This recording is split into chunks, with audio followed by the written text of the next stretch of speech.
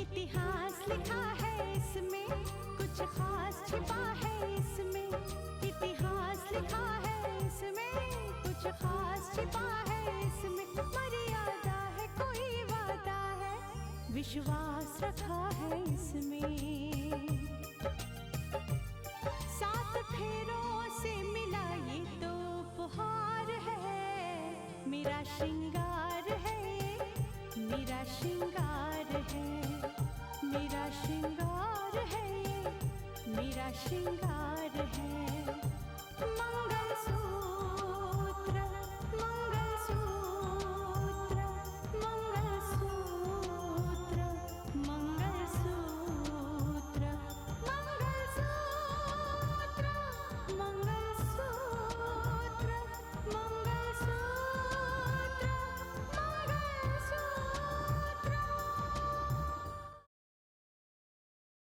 अभी अभी तो उसे मंदिर से जाते हुए देखा था।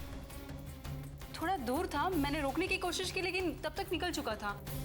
मुझे लगा अगर वो राकेश है तो आपसे मिलने जरूर आएगा। किसी को बिना बताए, किसी से बिना पूछे कहीं पे भी चली जाती है। ये आदत ठीक नहीं है दीदी। अब तुम्हें चुपचाप रहने की कोई जरूरत नहीं है। जज साहब तुमसे मिलना चाहते हैं और तुमसे कुछ जानना चाहते हैं। गलतफहमी में आके मैंने बहुत सारे जुर्म किए, लेकिन मेरे जुर्म के बारे में कोई नहीं जानता। लेकिन मेरी आत्मा जानती है, जो मुझसे कह रही है कि मुझे मेरे जुर्म का प्रायश्चित करना चाहिए। और कह रही है जाओ जा राकेश, अपने आप को जाके कानून के हवाले कर दे। मां, मैंने वो जुर्म किसी लालच में नहीं किया। मेरे खिलाफ साजिश करके मेरे हाथ तो खून करवा दिया गया। इस जुर्म के बोझ से मैं अब चल नहीं पा रहा हूं मां, इसलिए मैंने फैसला कर लिया है कि मैं अपने आप को खुद कानून के हवाले करूंगा। नहीं, तुम ऐसा कुछ नहीं करोगे, कुछ नहीं करोगे ऐसा। बहुत मुश्किल से तो तुम्हें कानून ने बेगुनाह करार दिया था। अब अगर फिर से तुम्हें जेल में जाना पड़े तो हम तो जीते जी मर जाएंगे बेटा। अब तो राहुल का सहारा भी नहीं है। वो मुंजाल का बेटा था और मुंजाल साहब उसे लेकर चले गए। क्या? हाँ बेटा, हम बिल्कुल अकेले हो गए, बिल्कुल अकेले। तुम पता नहीं मेरी बात का यकीन करो या ना करो, लेकिन ये घर हमें काटने को दौड़ता है। मैं तो दरवाजे की तरफ टकटकी लगाए देखती रहती हूँ। तुम ऐसा कुछ नहीं करोगे, तुम अपने आप को पुलिस के हवाले नहीं करोगे, नहीं करोगे। ये क्या कह रही है आप मां? मैं बिल्कुल सही कह रही हूँ। देखो, तुमसे जो भी पाप हुआ है, जो भी गुनाह हुआ है, वो अनजाने में हुआ है ना। और जो अनजाने में होता है उसे गुनाह नहीं बल्कि एक गलती कहा जाता है। और एक बात तो मानते हो ना कि पश्चाताप करने से हर गलती उस भगवान के दरबार में माफ हो जाती है। सो इसीलिए मैं कहती हूँ, इस गलती का भार अपने सर पर मत लो, मत लो। अगर तुम चले गए ना बेटा, ना तो ये घर आबाद रह पाएगा, ना ही हम जी पाएंगे। ऐसा मत करो। तुम एक काम करो, इस बात को अपने ही दिल में दफन कर दो। किसी से इस बारे में बात करने की जरूरत नहीं है, ना ही पुलिस से, ना ही किसी और से। इस बात का पता यहां तक कि तुम्हारे पापा को भी नहीं लगना चाहिए। ये बात राज बनकर रहेगी सिर्फ तुम्हारे और मेरे बीच में। अगर तुमने किसी को कुछ बता दिया तो हम दोनों जी नहीं पाएंगे बेटा। तुम्हें मेरी कसम है, वादा करो, मुझसे वादा करो कि तुम ऐसा कुछ नहीं करोगे, किसी के सामने कबूल नहीं करोगे। ठीक है माँ, ठीक है। इस जुर्म का बोझ मेरे दिल से आसानी से नहीं उतर सकता है, लेकिन मैं आपसे वादा करता हूं, अपनी तरफ से मैं किसी से कुछ नहीं कहूंगा, किसी से नहीं कहूंगा।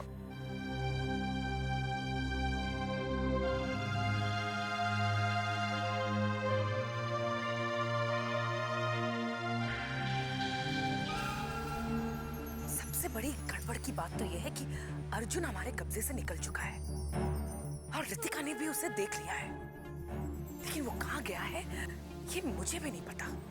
हाँ, मुझे भी इस बात का भरोसा है कि वो अपने माँ बाप तक जरूर पहुंचेगा। हाँ, मैं देखती हूँ। नहीं नहीं, इसमें मेघना अपनी कोई मदद नहीं कर सकती। हाँ, उसके साथ एक रिश्ता तो है, लेकिन वो अपने किसी काम की नहीं है। और वैसे भी घर में ये चर्चा चली रही है कि मानस और रितिका का रिश्ता दोबारा जुड़ जाए।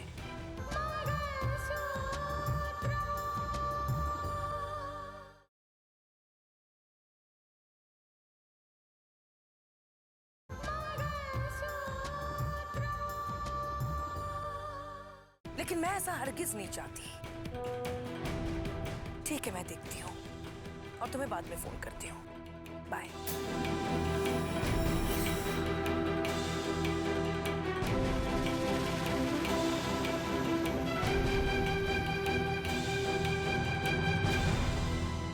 हेलो,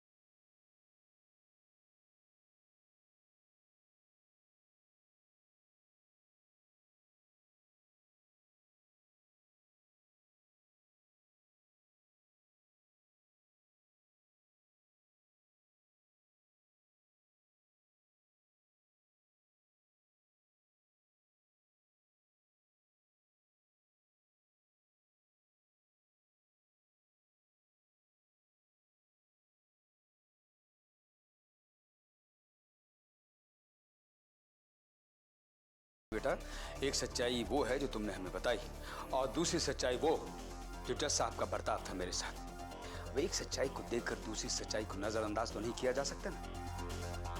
बेटा, जो रिश्ता टूट गया सो टूट गया। मैं पहले भी कह चुका हूं कि जज साहब के साथ अब कोई रिश्ता कायम नहीं हो सकता। बस।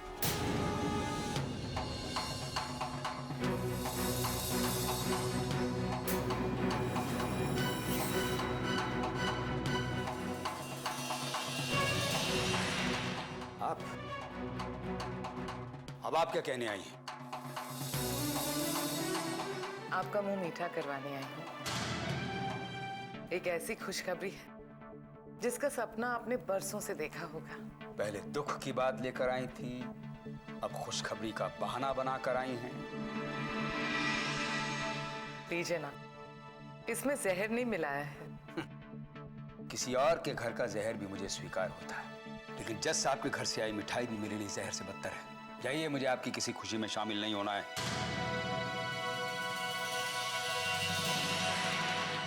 ये खुशखबरी हमारे लिए कम, आप लोगों के लिए ज्यादा है। क्या खुशखबरी देने आई हैं आप? आपकी पत्नी रितिका मां बनने वाली है।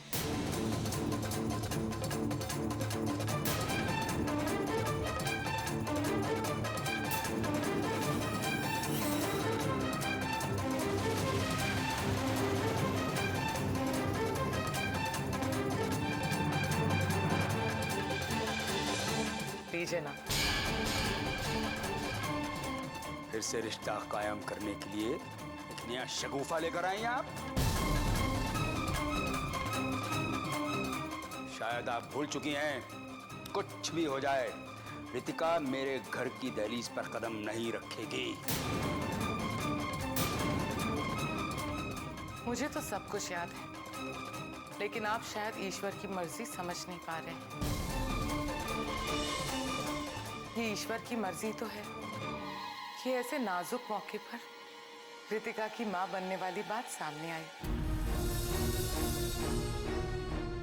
मुझे तो लगा ये बात सुनकर आप लोग बहुत खुश होंगे, रितिका को अपने साथ घर वापस ले जाएंगे। आपकी कोई भी तरकीब रितिका को इस घर में जगह नहीं दिला सकती, समझ गई आप?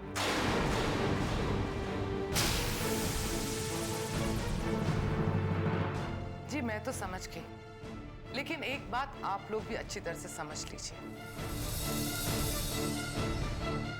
अब ये रिश्ता जिंदगी भर नहीं टूट सकता।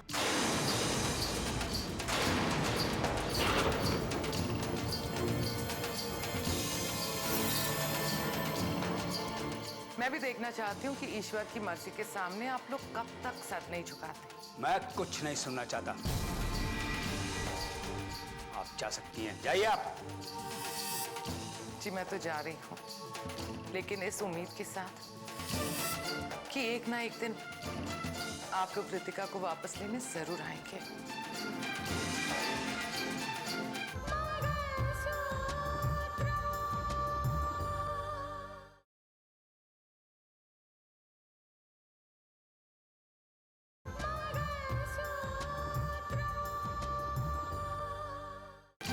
ईश्वर के फैसले के सामने आप लोगों को सर झुकाना ही होगा।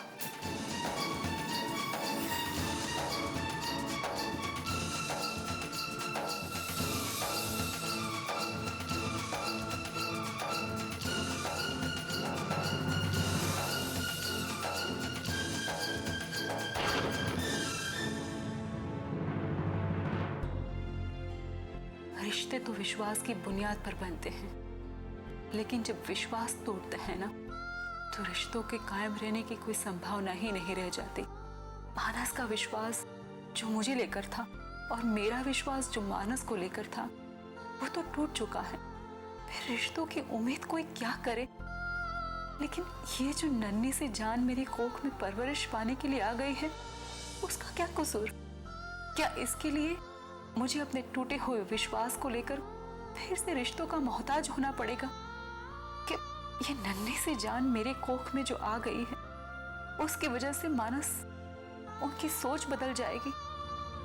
वैसे अगर देखा जाए तो बच्चा तो सबके लिए एक नई उम्मीद लेकर आया है, और इसीलिए तो बुआ जी फिर से एक नई पहल करने गई है। पता नहीं क्या होगा इस खबर को सुनने के बाद। मानस को वो सारे दिन याद आ जाएंगे, या फिर नहीं, जब हम दोनों इस बच्चे को लेकर अपनी अपनी ख्वाहिशें जाहिर कर रहे थे, खुश हुआ करते थे। मानस, बहुत बहुत ज्यादा खुश हूँ आज मैं। खुश तो मैं भी बहुत हो रितिका। साक्षी की शादी तय हो गई है। देखना, मेरी छोटी बहन की जिंदगी अब संवर जाएगी। She be very happy. हाँ मानस, मैं भी इसी बात को लेकर खुश हूँ। कितनी अजीब बात है ना मानस, जिस बच्चे की वजह से साक्षी की जिंदगी पता नहीं वो इतनी दुखी थी, उसको बदनामी झेलनी पड़ रही थी, आज उसी बच्चे की वजह से उसकी जिंदगी में खुशियां वापस आ रही हैं। आज उसी बच्चे की वजह से उसकी जिंदगी आबाद होने जा रही है। अजीब बात है ना? Yes Ritika, yes. देखो ना, कल तक जिस बात को लेकर हम लोग इतने परेशान थे, रात रात भर सो नहीं पाते थे, आज वही बात हमारी खुशी की वजह बन गई है। अब सोचता हूं तो लगता है कि साक्षी का बच्चा कैसा होगा, किस तरह मुझे मामा कहेगा, किस तरह मेरी ओर दौड़ता हुआ आएगा, मुझसे लिपट जाएगा। मामा बनने की इतनी खुशी, तो मानस आपका हाल तब कैसा होगा जब आपको ये पता चलेगा कि आप पापा बनने वाले हो? जब आपको ये खुशखबरी मिलेगी तो क्या करेंगे आप? उस दिन तो ऐसा लगेगा कि सारे जमाने की खुशियां मुझे मिल गई हैं। मैं नाचूंगा, गाऊंगा, जश्न मनाऊंगा, हर एक को पकड़ पकड़ के बताऊंगा कि मेरे घर औलाद आने वाली है, मैं बाप बनने वाला हूं। इतनी ज्यादा खुशी होगी आपको? मुझे इतनी खुशी होगी कि तुम्हें अंदाजा तक नहीं है रितिका। लेकिन देखना यह है कि वो खुशखबरी तुम मुझे कब सुनाती। देखो, बच्चे की मां तो तुम बनने वाली, तो इस बात का अधिकार तुम्हें है कि उस बच्चे को तुम इस दुनिया में कब लाओगी। और इस बारे में मैं तुम पर कोई दबाव नहीं डालूंगा, कभी भी नहीं। मानस, तुम्हें पता नहीं, तुम्हारी खुशी के लिए मैं अपने आप को भी न्यौछावर कर सकती हूँ। तुम देख लेना, तुम्हें ये खुशखबरी बहुत जल्द मिलेगी। I promise you.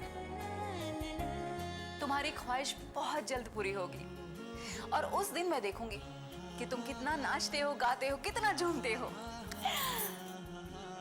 मानस, तुम्हें ये खुशखबरी मैं बहुत जल्द दूंगी। Really? I promise.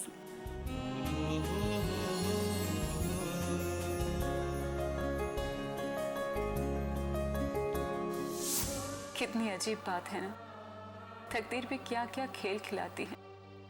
जो हमारे लिए सबसे बड़ी खुशी हो सकती थी, आज वो भी अपना असर खो चुकी है। क्या ये बात अब मानस को उतनी खुशी दे पाएगी? और क्या इस खुशखबरी पर हम खुशियां मना पाएंगे? मुझे लगता है कि ऊपर वाले ने खुशी दी है, लेकिन गम की चादर में लपेट कर मेरी खुशियों का सूरज गम के बादलों में एकदम से ढका है। क्या कभी भी वो वक्त आएगा कि गम के बादल छटेंगे और मेरी खुशियों को धूप नसीब होगी?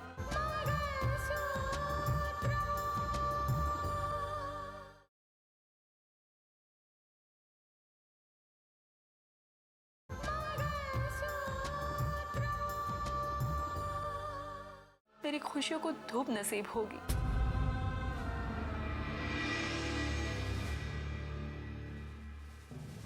क्या बात है बेटे, आज तुम कुछ खोए से हो? नहीं डैड, ऐसी कोई बात नहीं है। देखो बेटे, आज तुम्हारी माँ ने तुम्हारा मनपसंद खाना बनाया और तुम्हारा तो आज खाने में भी दिल नहीं लग रहा। बेटा क्या बात है? डैड, गुजरी हुई बातें दिमाग से नहीं निकल पा रही है। राकेश, दरअसल गलती मेरी है। ये सोच कर मुझे अपने आप पर बहुत गुस्सा आता है कि मैंने सुंदर जैसे आदमी पर इतना भरोसा कैसे कर लिया। रहने दीजिए डैड, उन्होंने जो कुछ भी किया उसकी सजा वो भुगत रहे हैं। एक गुमनाम जिंदगी जी रहे हूं। हाँ बेटा, बिल्कुल ठीक कर रहे हो। जैसी करनी वैसी भरनी। मेरे लिए तो ये बहुत बड़ी खुशी की बात है कि मेरा बेटा वापस आ गया।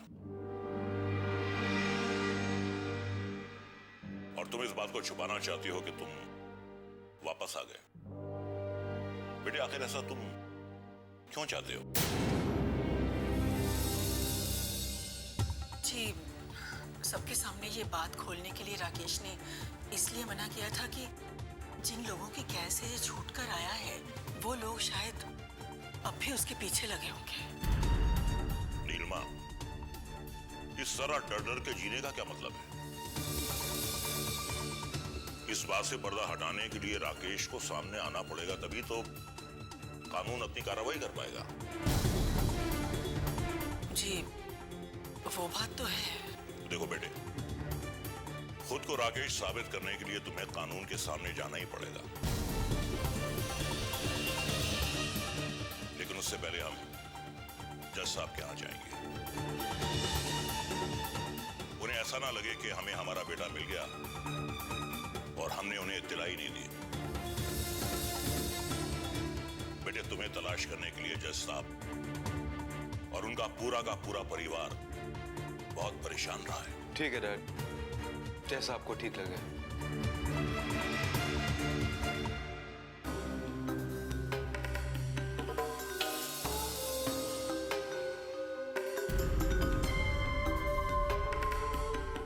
जी आप आ गई। क्या कहा मानस ने?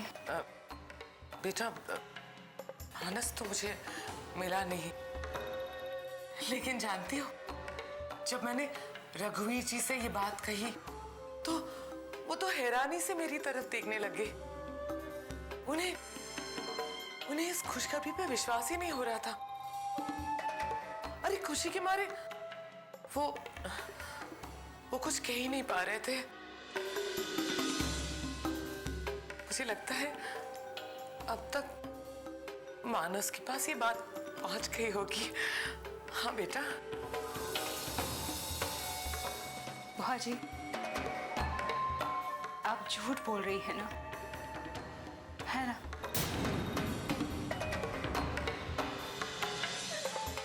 जरूरत नहीं है बुआ जी।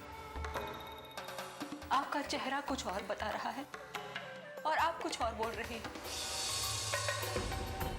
क्यों बोल रही है झूठ?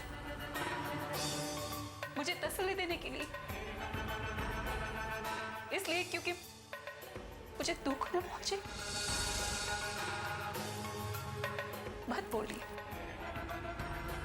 वैसे भी मेरे और मानस के बीच में नफरत की इतनी लंबी दीवार खींच चुकी है, नामुमकिन है उसे गिराना। और फिर मुझे अब आदत हो चुकी है बुआ जी, इस तरह से जिंदगी गुजारने की आदत हो गई है। आप मेरी भी फिक्र मत कीजिए, मैं ठीक हूं। मैं बिल्कुल ठीक हूं। ऐसी बातें मत कर बेटा, भगवान पे विश्वास रखो। देखना बेटा, भगवान की इच्छा के सामने उन्हें झुकना ही होगा। वो आएंगे तुझे लेने, जरूर आएंगे।